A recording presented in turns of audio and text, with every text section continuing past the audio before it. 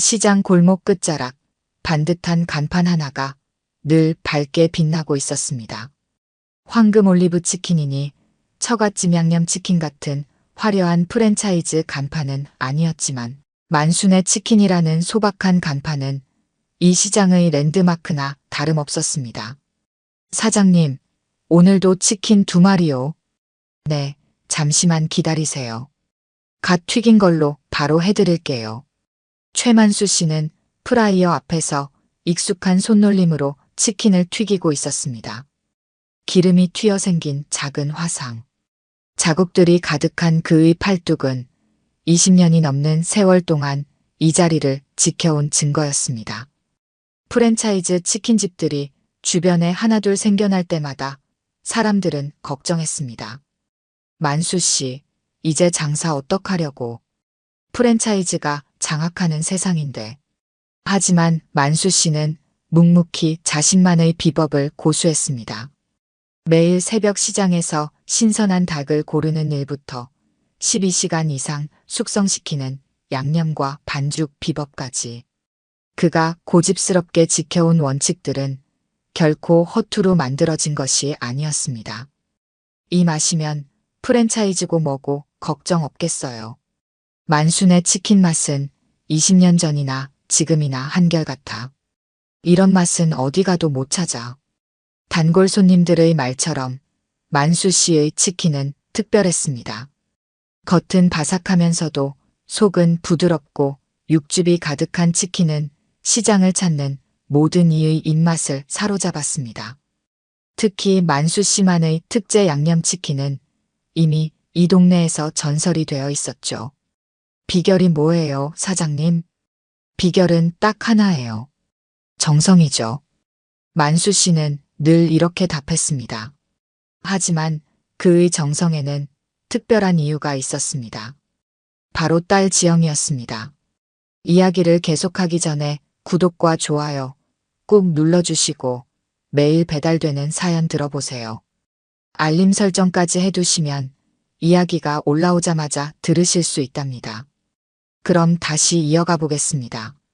지영이가 2살 때 아내가 갑작스러운 사고로 세상을 떠났습니다.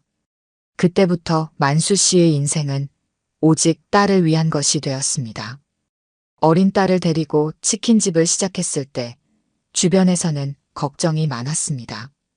혼자서 애도 키우고 가게도 하고 쉽지 않을 텐데 차라리 다른 일을 알아보는 게 어떨까? 하지만 만수 씨는 물러서지 않았습니다. 낮에는 장사 준비를 하면서 지영이를 돌보고 저녁에는 가게를 열었습니다. 바쁜 와중에도 지영이의 숙제를 봐주고 아픈 날이면 가게 문을 닫고 병원에 데려갔습니다. 우리 지영이, 너는 꼭 잘 될 거야. 지영이의 잠든 얼굴을 보며 만수 씨는 매일 밤 다짐했습니다. 그리고 그 다짐은 하나둘씩 현실이 되어갔습니다. 초등학교 때부터 반에서 1등을 놓치지 않던 지영이는 중학교에 들어가서도 장학생이었고 고등학교에서는 전교 최상위권을 유지했습니다. 만수 씨네 딸 정말 대단하다며. 그러게 치킨집에서 저렇게 공부를 잘하다니. 다 만수 씨가 키운 덕분이지. 이웃들의 칭찬이 들려올 때마다 만수 씨는 겸손하게 웃었지만 속으로는 가슴이 벅차올랐습니다. 특히 지영이가 가게에서 공부하는 모습을 볼 때면 힘든 줄도 모르고 일할 수 있었습니다. 아빠, 이거 이해가 안 가요. 아빠가 어떻게 도와줄까? 아니에요. 그냥 아빠 옆에서 풀어볼게요. 프라이어 소리를 자장가 삼아 공부하는 딸을 보며 만수 씨는 자신의 선택이 옳았음을 확신했습니다. 힘들고 고된 날들도 많았지만 그 모든 것이 딸을 위한 것이라 생각하면 견딜만 했습니다. 나중에 커서 꼭 아빠한테 효도할게요. 너는 그냥 내가 하고 싶은 거 하면 돼. 그게 아빠한테는 최고의 효도야. 그렇게 시간이 흘러 지영이는 서울의 명문대 약대에 합격했습니다. 만수 씨는 그날 처음으로 가게 문을 일찍 닫고 단골 손님들과 함께 축하잔을 기울였습니다. 이제 만수 씨도 좀 편하겠어요. 아니요. 이제부터가 진짜 시작이죠. 만수 씨의 말처럼 그것은 시작에 불과했습니다. 얼마 지나지 않아 지영이가 한 말은 만수 씨의 인생을 다시 한번 바꿔놓았으니까요. 아빠, 나 의대로 갈 거예요. 의대라고? 네, 의사가 되고 싶어요. 그 말을 들은 순간 만수 씨의 마음은 복잡했습니다. 자부심과 걱정이 뒤섞였습니다. 하지만 딸의 결심찬 눈빛을 보며 만수 씨는 또다시 다짐했습니다. 이번에도 할 수 있어. 우리 지영이라면. 지영은 대학병원 복도를 걸으며 자신의 하얀 가운을 매만졌습니다. 3년차 전공의로서 이제는 이 가운이 제법 몸에 익숙해졌지만 가끔은 여전히 어색하게 느껴지는 순간이 있었습니다. 지영 선생, 오늘도 일찍 출근했네요? 네, 아침 회진 준비하려고요. 동료 의사들과 인사를 나누며 지영은 무의식적으로 자세를 바로 했습니다. 어깨를 펴고 걸음걸이를 조금 더 우아하게. 마치 태어날 때부터 의사 가운을 입고 태어난 것처럼 보이려 노력했습니다. 지영 씨는 어디 출신이에요? 아, 서울대 나왔어요. 아, 그러니까 이렇게 꼼꼼하시구나. 동료들과 대화할 때마다 지영은 조심스러웠습니다. 자신의 배경에 대해 물어볼까봐, 시장 치킨집 딸이라는 사실이 드러날까봐. 그래서 늘 최소한의 대답만 했고, 가능하면 화제를 전환했습니다. 의대생 시절부터 지영은 자신만의 가면을 쓰고 있었습니다. 다른 학생들이 방학 때 해외여행을 다녀온 이야기를 할 때면 자신도 어딘가를 다녀온 것처럼 얘기를 맞춰야 했습니다. 사실 그 시간 동안 아르바이트를 하며 등록금을 모으고 있었지만 그걸 말할 순 없었습니다. 너희 집은 어느 동네 살아? 아, 강남 쪽에요. 거짓말은 아니었습니다. 다만 그게 시장 근처의 작은 반지하 원룸이라는 걸 말하지 않았을 뿐. 지영은 이런 자신이 싫었습니다. 하지만 어쩔 수 없었습니다. 의료계에서 배경이 얼마나 중요한지 너무나 잘 알았기 때문입니다. 아버지는 뭐 하시고? 그냥 작게 자영업 하나 하고 계세요. 문장의 나머지 부분을 항상 삼켜야 했습니다. 우리 아버지가 밤새 치킨을 튀기며 저를 의사로 만들어주셨어요. 이 말을 할 수 있다면 얼마나 좋을까요? 하지만 현실은 달랐습니다. 특히 현수를 만난 뒤로 이런 고민은 더 깊어졌습니다. 처음 그를 만났을 때 지영은 그의 세련된 말투와 자신감 넘치는 태도에 매료되었습니다. 교수 집안에서 자랐다는 그는 지영이 동경하던 모든 것을 가진 것처럼 보였습니다. 지영 씨는 참 특별해요. 다른 의사들과는 뭔가 달라요. 그래요? 뭐가요? 네, 뭔가 남다른 분위기가 있어요. 현수의 칭찬은 달콤했지만 동시에 가시처럼 찔렸습니다. 그가 말하는 특별함이 사실은 자신의 배경에서 오는 것임을 지영은 잘 알았기 때문입니다. 하지만 그 사실을 현수에게 말할 수는 없었습니다. 결혼을 약속하고 난 뒤 지영의 고민은 더욱 깊어졌습니다. 상견례를 앞두고 밤마다 식은땀을 흘리며 깨어나는 일이 잦아졌습니다. 현수의 부모님을 만난다고 생각하면 가슴이 답답해졌습니다. 우리 부모님이 좀 까다로우실 수 있어요. 특히 어머님이. 네, 알아요. 걱정 말아요. 지영 씨라면 분명 좋아하실 거예요.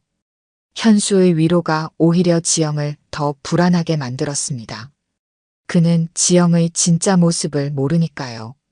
시장 골목 치킨집 딸이라는 사실을, 등록금을 벌기 위해 알바를 전전했다는 사실을, 지금도 반지하 원룸에 사는 아버지가 있다는 사실을, 아버지께 상견례에 대해 말씀드려야 했지만 지영은 며칠째 이 말을 꺼내지 못하고 있었습니다.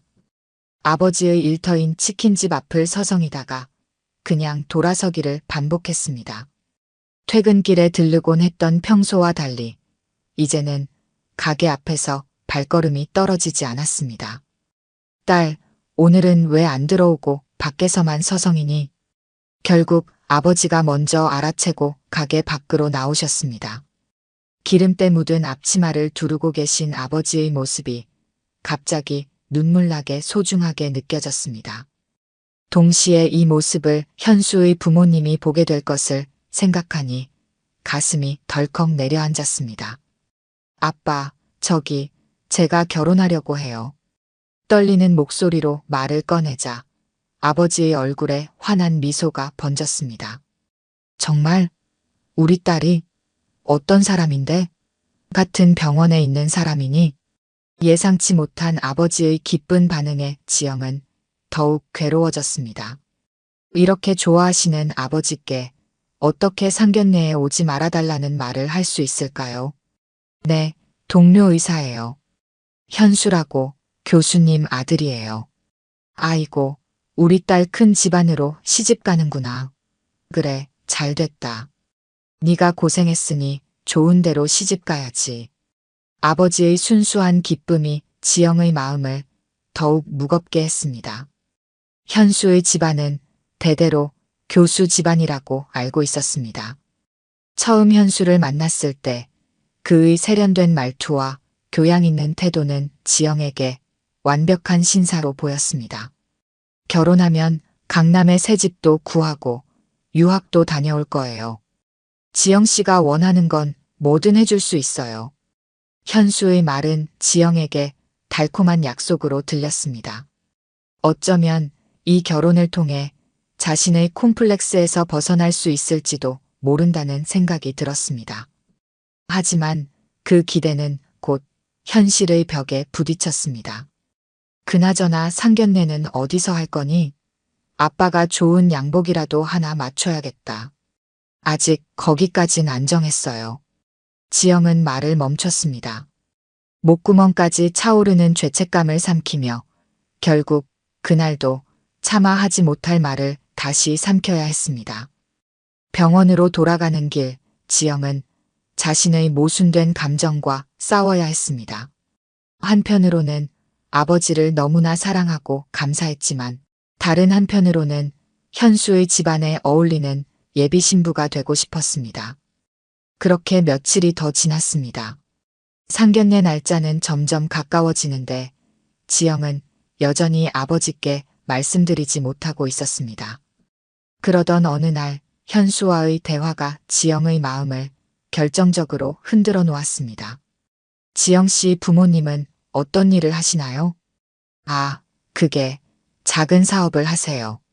현수는 더 이상 자세히 묻지 않았고 지영도 구체적인 이야기를 피했습니다. 그저 안정적인 자영업이라고만 얼버무렸을 뿐입니다. 현수 역시 자신의 집안에 대해서는 늘 교수 집안이라는 말만 반복했고 지영은 그저 그 말을 믿고 싶었을 뿐이었습니다. 결국 그날 밤 지영은 떨리는 발걸음으로 아버지의 가게를 찾았습니다. 상견례 이야기를 꺼내야 했습니다. 아빠 상견례에 안 오셨으면 좋겠어요.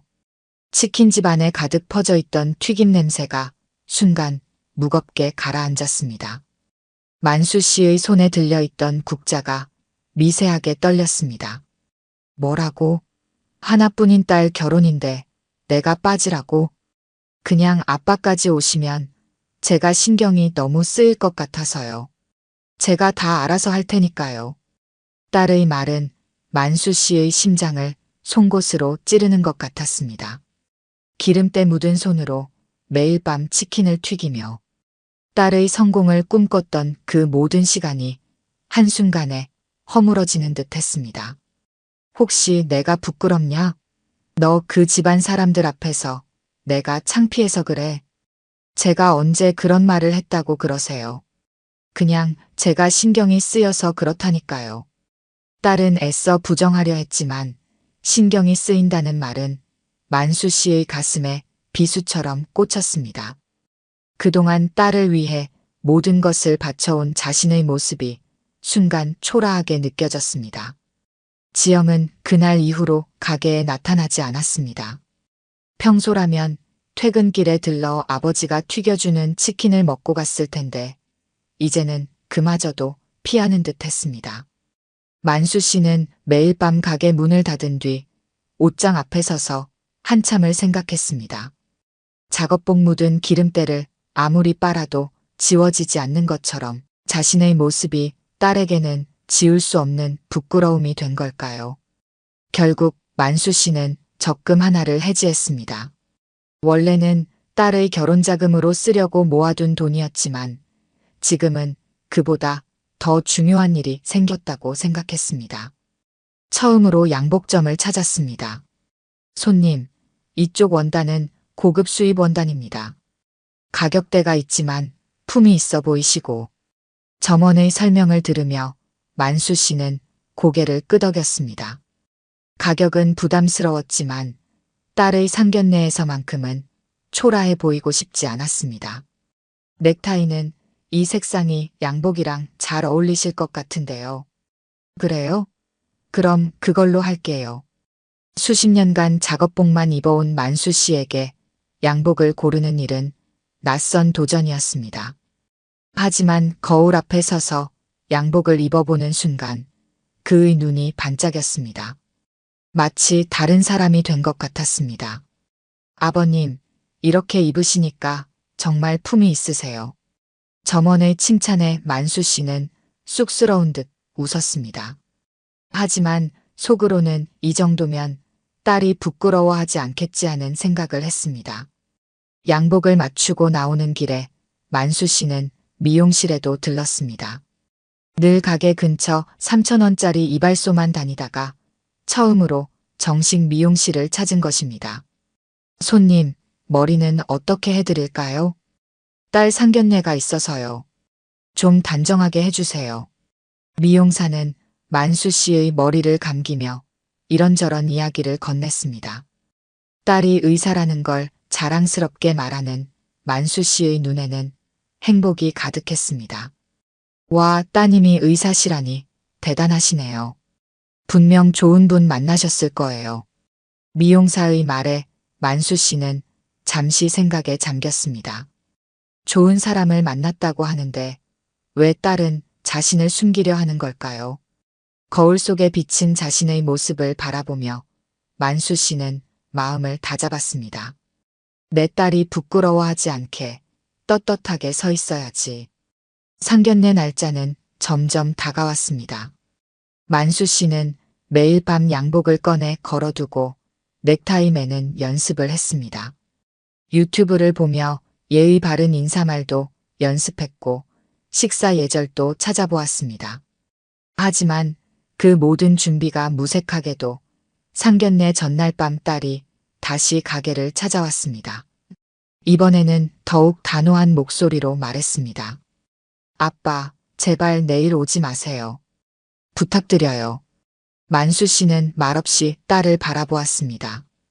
20년 넘게 지켜온 가게에서 딸의 소원이라면 뭐든 들어주던 그였지만 이번만큼은 달랐습니다. 이번만큼은 자신의 선택이 필요한 때였습니다. 호텔 연회장 앞에 선 만수 씨의 손에는 정성스레 포장한 한우 세트가 들려 있었습니다. 적금을 깨서 산 양복 주머니에는 딸의 결혼자금으로 모아둔 통장도 넣어두었습니다. 딸이 아무리 말렸어도 이 자리만큼은 꼭 와야 했습니다. 연회장 문 앞에서 들려오는 대화에 만수 씨의 발걸음이 멈췄습니다.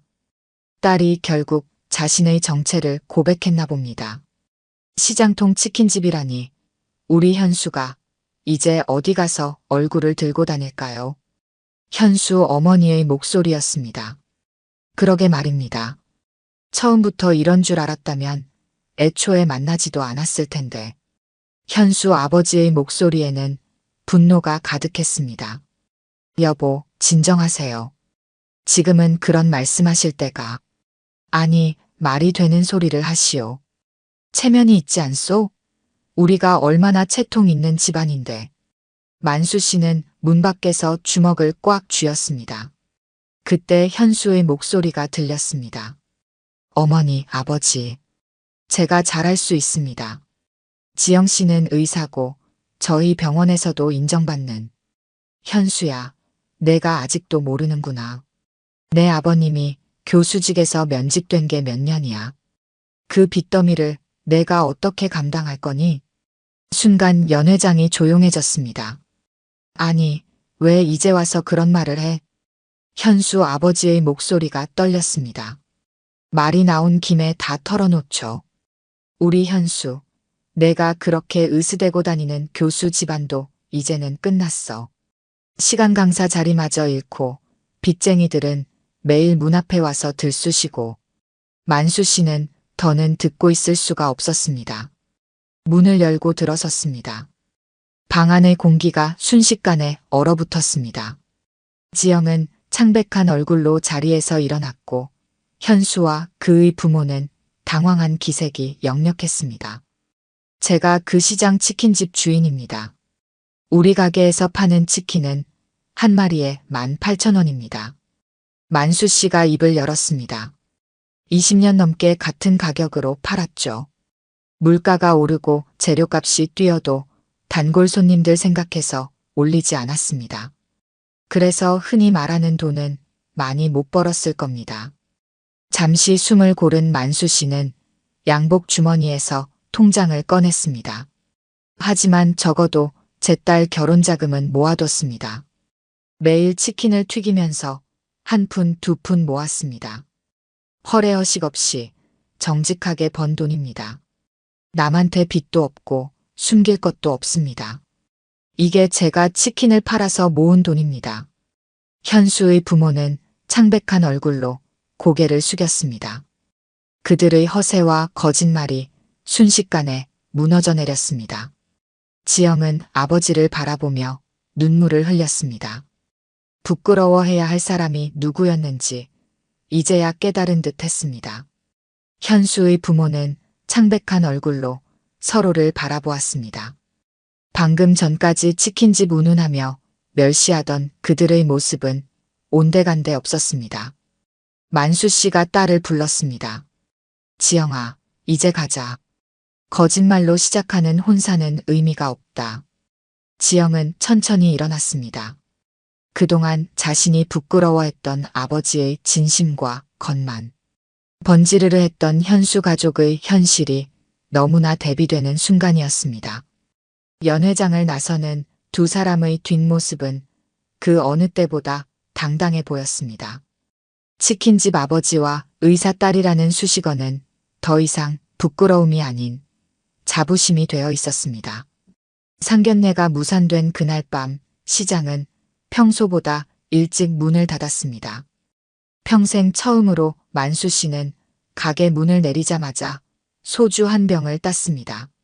술을 거의 하지 않는 사람이었지만 오늘만큼은 마음을 달래고 싶었습니다. 아빠. 지영이 조심스레 가게 안으로 들어왔습니다. 평소 같았으면 이 시간에 웬일이야? 라고 물었겠지만 만수 씨는 말없이 딸을 바라보기만 했습니다. 제가 잘못했어요. 지영은 아버지 앞에 무릎을 꿇었습니다.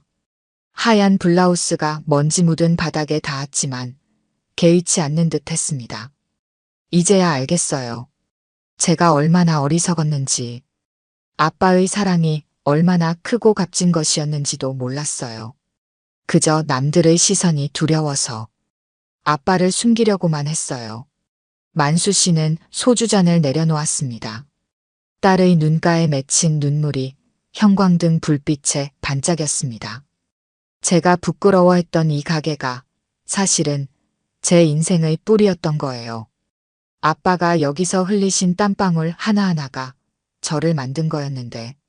만수 씨는 천천히 일어나 냉장고로 향했습니다. 이제는 굳어버렸을 치킨 한 조각을 꺼내 프라이어에 다시 넣었습니다. 기름이 튀는 소리가 가게 안을 채웠습니다. 아빠가 이제 치킨은 그만 튀길까? 무슨 말씀이세요? 그래야 우리 딸이 시집을 좋은 곳으로 갈 수 있을 것 같아서. 지영은 벌떡 일어나 아버지의 팔을 붙잡았습니다. 아니에요. 절대 아니에요. 앞으로도 계속 매일매일 아빠가 튀겨주시는 치킨 먹으러 올 거예요. 그리고 지영은 잠시 말을 멈추었다가 결심한 듯 다시 입을 열었습니다. 아빠, 제가 좋은 생각이 있어요. 우리 가게를 브랜드화하는 거예요. 아빠의 비법을 체계화해서 만순의 치킨을 프랜차이즈로 만드는 거예요. 제가 번 돈으로 투자할 테니까 아빠는 비법만 전수해 주세요. 만수 씨는 놀란 눈으로 딸을 바라보았습니다. 갑자기 그게 무슨 소리야? 아빠 치킨 맛을 아는 사람들은 다들 인정하잖아요. 근데 시장 안에만 있으니까 모르는 거예요. 저희가 직접 관리하면서 키워나가면 진짜 맛있는 치킨이 뭔지 더 많은 사람들이 알 수 있을 거예요. 지영의 눈빛이 반짝였습니다. 단순히 자신의 뿌리를 부정하는 것이 아닌 그것을 더 크게 키워나가고 싶다는 딸의 마음이 전해졌습니다. 이제는 제가 아빠를 도와드리고 싶어요. 아빠가 고생하신 만큼 이제는 제가 아빠의 든든한 지원군이 될 거예요. 만수 씨의 눈시울이 붉어졌습니다. 프라이어에서 치킨을 건져내는 손이 살짝 떨렸습니다. 네가 내 치킨을 그렇게 생각해줬구나. 그날 밤 아버지와 딸은 오랜만에 마주 앉아 치킨을 나눠 먹었습니다. 이제는 더 이상 기름 냄새를 감추려 하지 않았고 손에 묻은 양념을 닦으려 허둥대지도 않았습니다. 시간이 흘러 만순의 치킨은 조금씩 변화했습니다.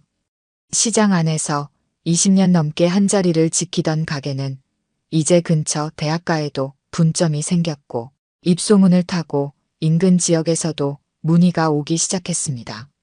만수 씨는 여전히 본점을 지키며 고집스럽게 자신만의 비법을 고수했고 지영은 병원 일을 하면서도 주말이면 가게에 들러 아버지를 도왔습니다. 특히 새로운 직원을 뽑거나 식재료 관리 시스템을 정비하는 일은 지영의 꼼꼼한 성격이 큰 도움이 되었습니다. 원장님, 여기가 그 유명한 만순의 치킨 아버님 가게 맞죠? 치킨집 딸내미가 의사 됐다더니 역시 대단하시네요. 그럴 때마다 지영은 더 이상 부끄러워하지 않고 당당하게 말했습니다. 네, 전 치킨으로 의사 가운 입은 딸입니다. 그게 제 인생에서 가장 자랑스러운 일이에요.